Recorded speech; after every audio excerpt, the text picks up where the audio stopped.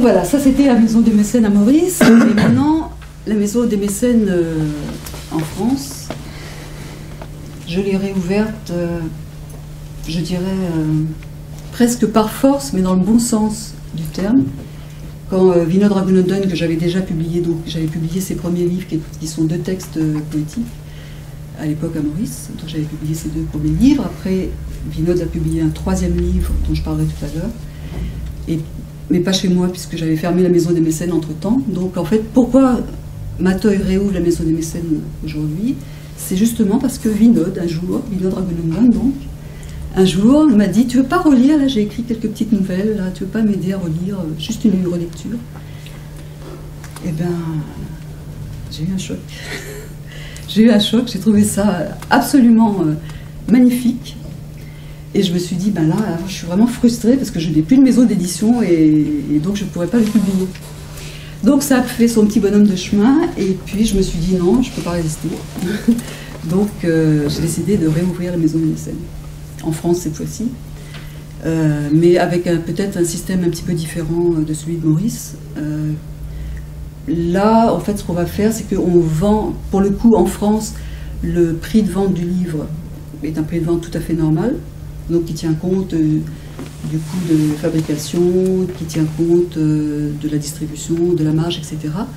Mais quand un Français, enfin quelqu'un en France en tout cas, achète ce livre au prix de 15 € pour celui de Vinod, il finance en fait la moitié du coût à Maurice. C'est-à-dire que le livre qui coûte 15 € en France, normalement on devrait le vendre à Maurice au prix de 525 roupies.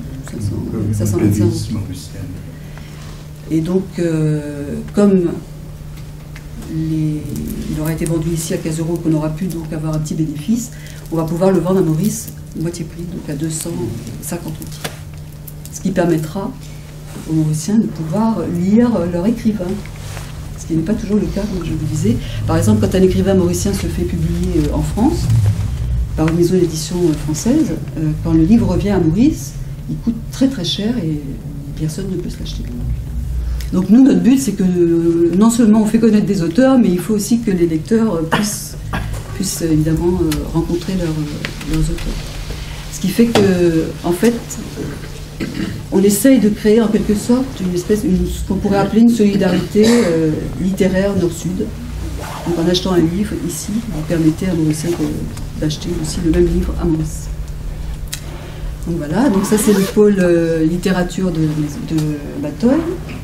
On va développer aussi d'autres projets dans d'autres secteurs, qui n'est pas forcément littérature. Donc si on reste dans le domaine de l'édition, on va aussi essayer de créer une collection, qui sera une collection qui va publier des travaux de recherche qui touchent à la société mauricienne, qui pourrait peut-être prendre la forme d'une revue, qu'on va appeler les cahiers du Matoy.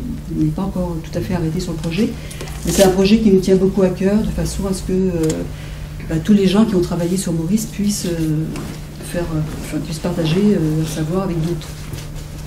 Donc s'il y a des étudiants ou des chercheurs dans la salle, avis.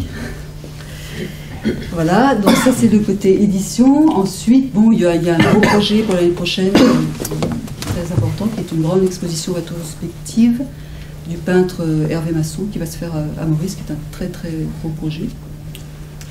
Et puis il y aura aussi également les ateliers d'écriture et de lecture qu'on a déjà commencé à faire et qui vont donc continuer. Il y aura aussi peut-être la publication d'une BD mauricienne, d'un BDiste mauricien qui s'appelle Éric Coux, pour les Mauriciens qui sont dans la salle, si vous le connaissez, qui a déjà fait 2 albums et qui est maintenant installé en Australie et on voudrait publier son 3e album. Et c'est une BD extrêmement drôle et extrêmement intelligente. Donc voilà, c'est un petit peu les projets qu'on a pour l'instant. Et puis notre projet immédiat, donc c'est Vinod Raghunandan. Donc Vinod, il va vous être présenté tout à l'heure. Ce que je peux vous dire, c'est que j'ai eu le grand plaisir, comme je disais tout à l'heure, de publier ces 2 premiers livres, 2 textes poétiques, Mémoire d'étoiles de mer, et en 93, et La saison des mots en 97, qui sont 2 textes absolument magnifiques. J'ai pas pu publier le 3e, Cher de toi, qui a été publié par contre par nos amis réunionnais, aux éditions Grand Océan. Et le quatrième, donc, qui est cette fois-ci un recueil de nouvelles que nous allons vous présenter aujourd'hui, et donc qui s'appelle Daïm et autres chroniques de la mort. Voilà, mais en attendant de vous laisser découvrir le nouvelliste, on va vous faire connaître aussi le poète. Donc, Vinod Raghunan, qui va parler.